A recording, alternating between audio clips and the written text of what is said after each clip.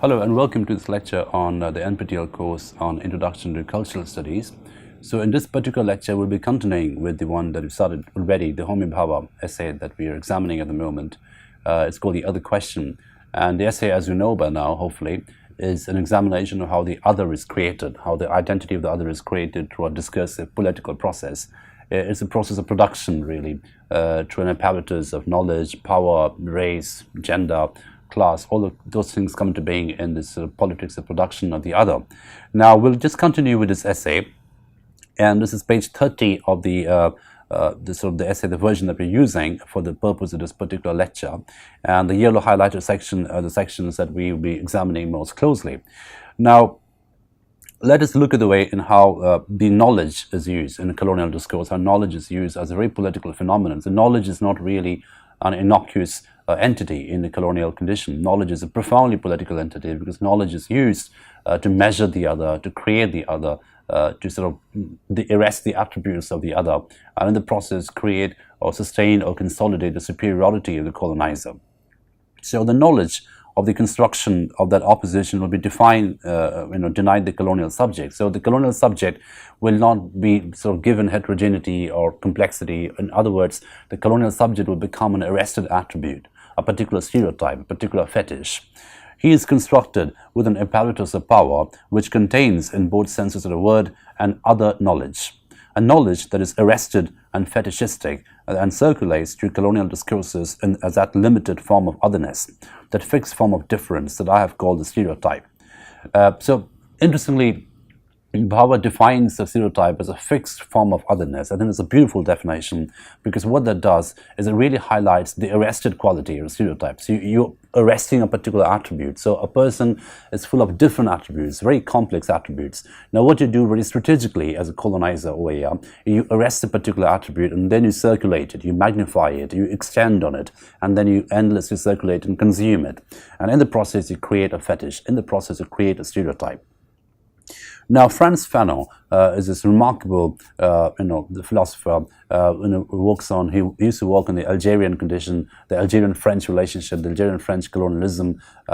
He was a psychiatrist by training, but also a profound philosopher. And he is one of the very rare philosophers, Fanon, who really showed the praxis at work, the execution of literary theory, critical theory at work, of ideology at work. Now, Bhabha has a lot of respect for Fanon, as he indeed should. Now, Fanon poignantly describes the effects of this process for colonized culture, and this is a quotation from Fanon.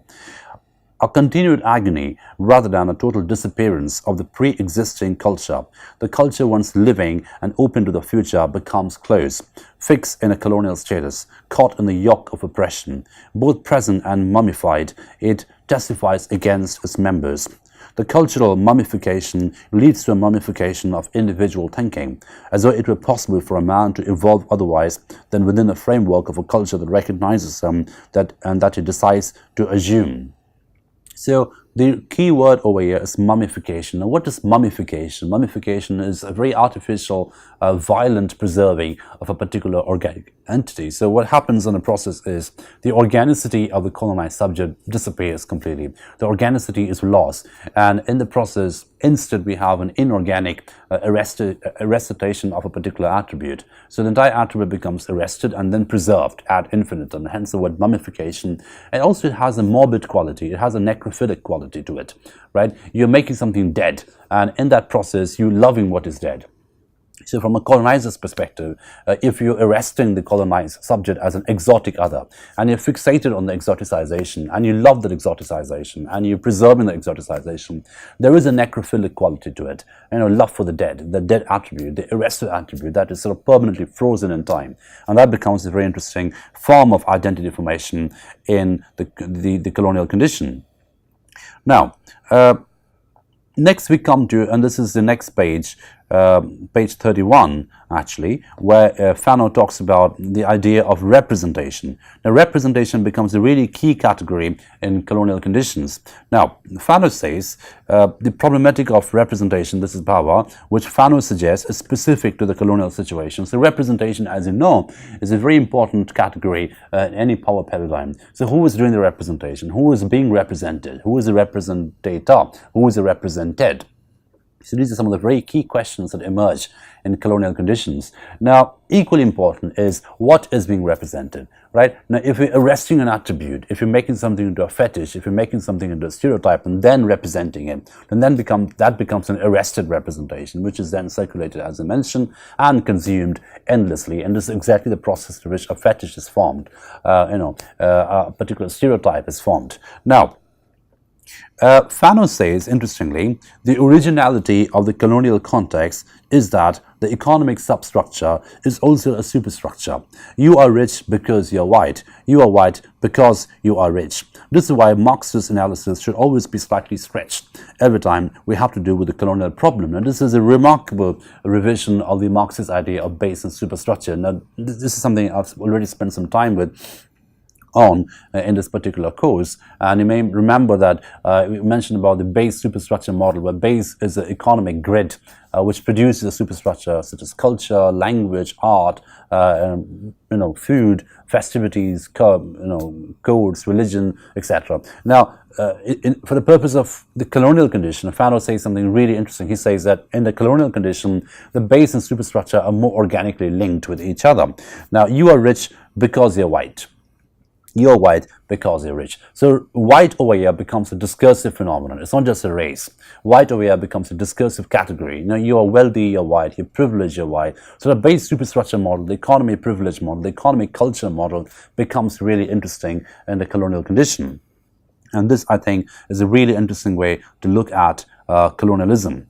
Now, when you come to next we come to a really interesting bit in Bhabha, and this is the four-term strategy that Bhabha uses. Now, what is the four-term strategy? The four-term strategy used by Bhabha, he uses four different categories and associates them together. So first of all, he uses metaphor, metonymy, narcissism, and aggressivity. This is a four-term strategy used by Bhabha. Now, what is the four-term strategy? The four-term strategy is the following. Now, let me elaborate on this a little bit, and then it becomes easier for you to understand. Now, he says that there are two ways in which you can represent, the two ways in which you can identify in a colonial condition, either through metaphor or through metonymy. These are two sort of structural ways in which you can identify. Now, metaphor is association. So when you're using a metaphor, if you're using a metaphor for a particular identification, when I'm saying that he is as brave as a lion, or he is a lion, or he is this brave heart, etc., what I'm doing is I'm associating a particular attribute with a particular individual. Hence, this is how metaphor works in the first place. Now, there is a degree of identification in metaphor, right? We can't deny that.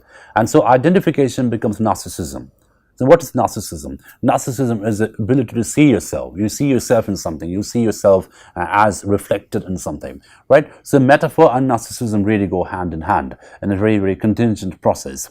Now, equally important is metonymy. What is metonymy? Metonymy is a process in which a particular part represents a whole. Right? So when I'm saying, for instance, the spectre is a metonymy of the monarchy, or a cricket bat is a metonymy of the game cricket, right? So essentially what I'm doing is I'm using a particular fragment, and then I'm using a particular fragment to sort of speak of a particular whole. A larger part is a stake over here. So in other words, metonymy is an sort of an incomplete, fragmented identification. Now, in this incomplete, fragmented process lies a degree of aggressivity. Right? There's a degree of aggressivity, there's a degree of violence in metonymy because it's fragmented. It is fragmented, it's broken. It's not really a complete association. So metonymy becomes a fragmented identification, and that fragmented identification generates a violence, generates an aggressivity, right? So metonymy and aggressivity are tied together in Bhabha's analysis, and metaphor and narcissism are tied together in Bhabha's analysis. So this four-term strategy that Bhabha uses is very, very important, and that is something which is an excellent example of colonial identification, colonial relationship, colonial identity formation, colonial other formation, etc. Now, if you read this section, This is page 31, when he's talking about the motility of the metaphoric, narcissistic and metonymic aggressive systems of colonial discourse. So again, the idea is to bring together the different forms of identification, and in the process sort of see how identity works and identity is formed and reformed and produced and reproduced in the colonial conditions, right? And this is obviously a part of the fetish formation, a part of the stereotype formation, etc.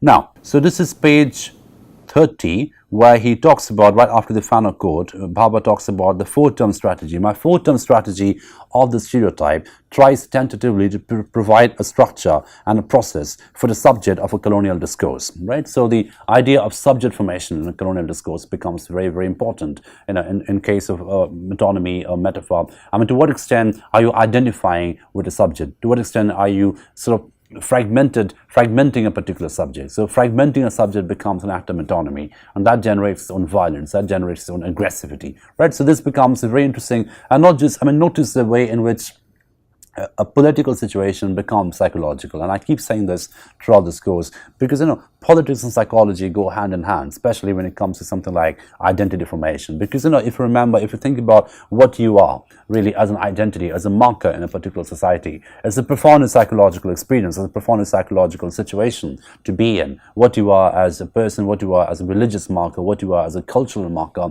what you are as an ideological marker, these become very, very psychological conditions, and one must be aware of the psychological conditions when one talks about identity formation, especially in colonial conditions.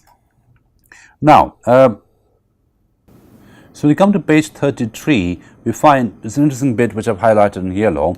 The exertions of the official knowledges of colonialism, pseudoscientific, typological, legal, administrative, eugenesis, are imbricated at the point of the production of meaning and power, with the fantasy that dramatizes the impossible desire for a pure, undifferentiated origin. Now, notice the different kinds of knowledge systems which are alluded to over here. Eugenesis. Now, what is eugenesis? Eugenics, eugenics is actually a study of genes, a study of certain kind of, and becomes very, very racist. It becomes a certain kind of identity formation, because when you're saying that I am a believer in eugenics, what you're essentially saying is I'm a believer of racial purity. Okay, so racism and eugenics go hand in hand, especially in colonial conditions, and it's very important to see. It's very interesting to see how a study of eugenics was very quickly appropriated by the colonial sort of knowledge machinery in terms of advocating the superiority of the colonizer. Equally interesting is the pseudoscientific, typological, and legal administrative knowledge formation. So pseudoscientific, what is pseudoscientific? Something which doesn't really have a perfectly scientific base, but is used in circulation in order to really produce a certain kind of identity, right? So pseudoscientific identity, eugenesis identity. Now these are all imbricated, Bhabha argues, at the point of the production of meaning and power, with the fantasy that dramatizes the impossible desire for a pure, undifferentiated origin. So this idea of the pure origin, the idea of undifferentiated origin, becomes a very important idea in colonial conditions, because purity is related to power. Purity is equated with power in a colonial condition, because if you're a pure colonizer, if you're a pure white man, then you're a perfectly powerful person, and equally, if you're a pure colonized, then you become a perfectly powerless person. You become just a noble savage or a filthy savage, etc. Now, this is exactly the model that a colonial condition would want to retain. This is exactly the model that a colonial politics would want to retain. And Bhabha is providing a study, an examination of this kind of identity formation. Now, so if you come to page 35, this is the definition to a certain extent of colonial fantasy. What is colonial fantasy? Colonial fantasy is a continual dramatization of emergence, of difference, freedom as a beginning of a history which is repeatedly denied. Such a denial is a clearly voiced demand of colonial discourse as a legitimation of a form of rule that is facilitated by the racist fetish.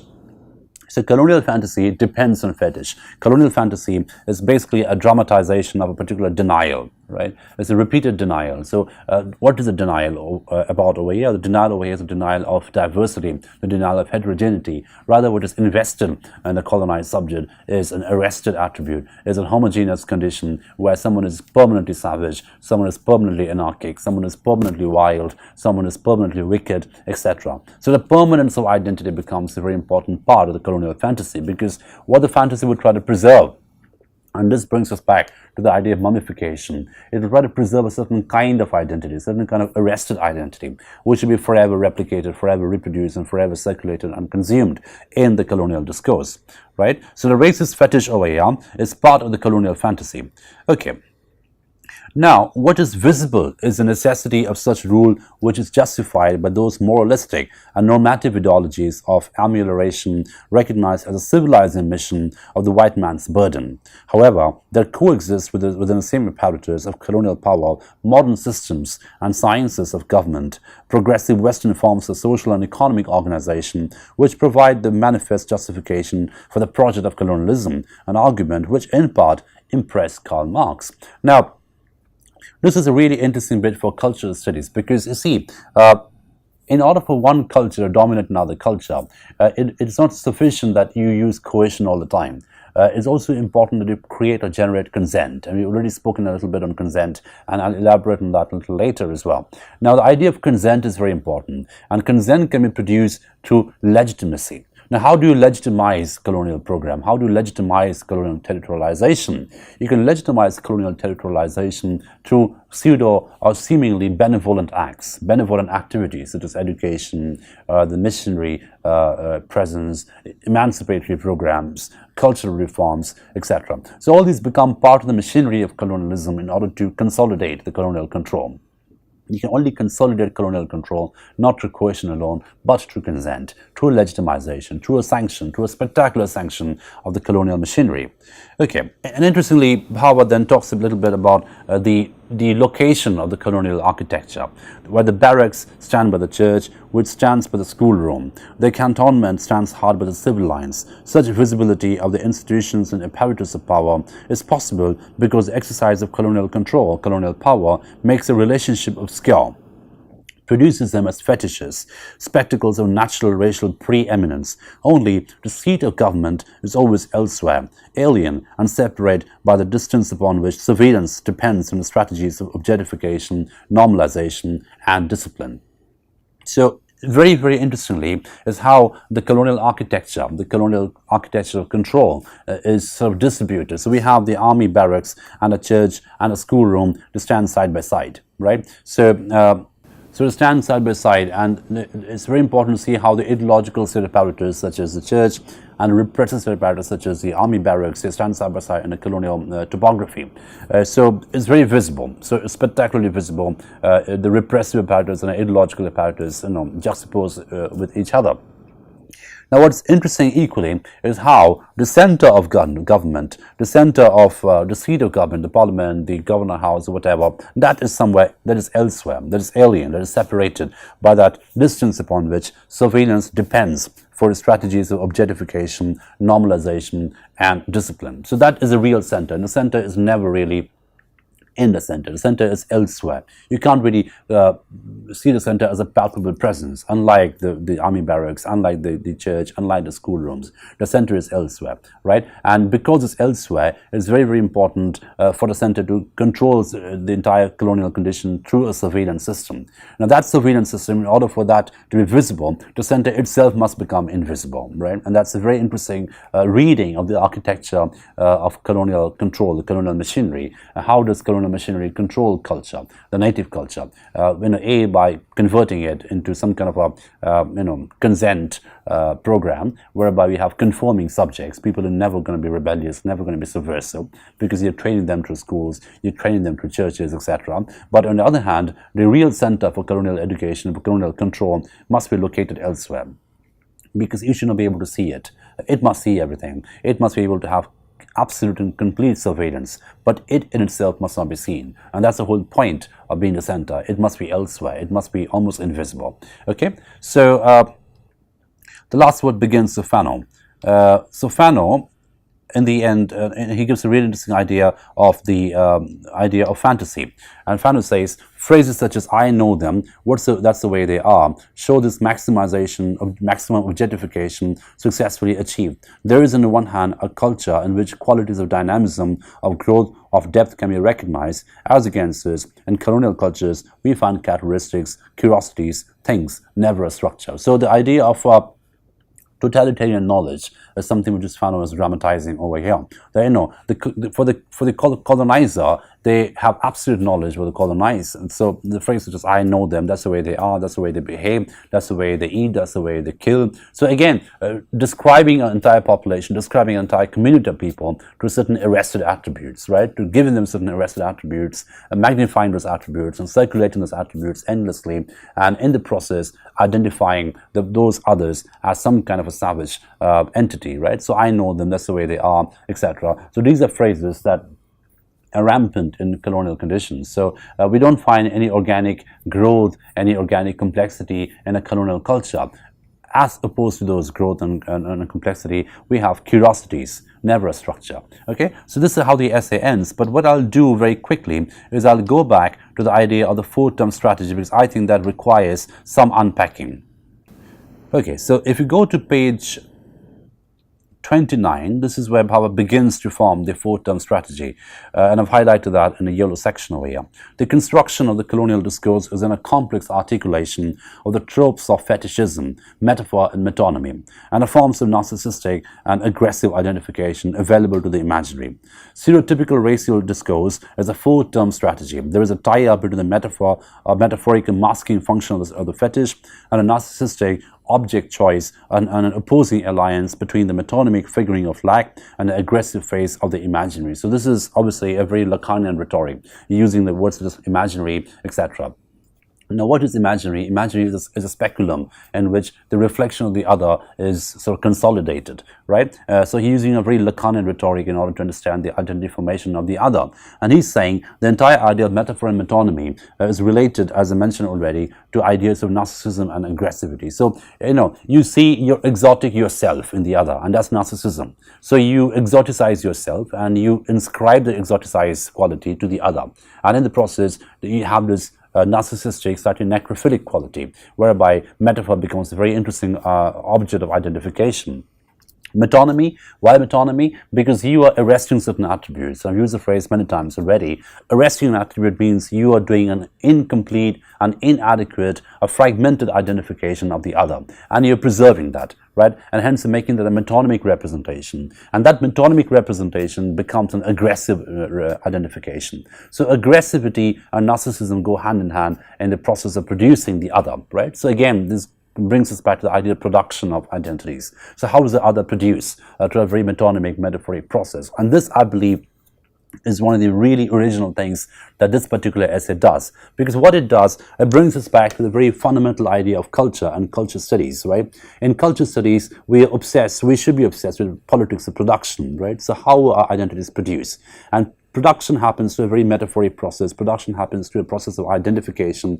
Production happens through a violent process, right? So the violence, the identification, the narcissism, the aggressivity, all these things are embedded in a politics of production in a particular culture. And Bhabha talks about the colonial culture over here, and he gives us a model, a 4-term strategy, which is a magnificent model, I think, which could be used to study almost any colonial culture, and that will work fantastically well in terms of looking at how the other is formed and produced to different discursive practices. So this concludes our reading of Bhabha's essay, The Other Question. I hope you got something out of it. Please read the essay carefully, especially the highlighted sections, because these are sections which are really important and relevant for us for the purpose of this particular course. And from here on, we'll move on to the other idea of culture, moving away from just a Marxist reading of culture to more psychological reading of culture. And again, looking at the alliance between a Marxist reading and a psychological reading. So the next essay we'll start off with is George Orwell's essay, Shooting an Elephant, because that's a very important essay which shows the real work of colonialism at work, the real work of identity formation at work, the real work of othering at work,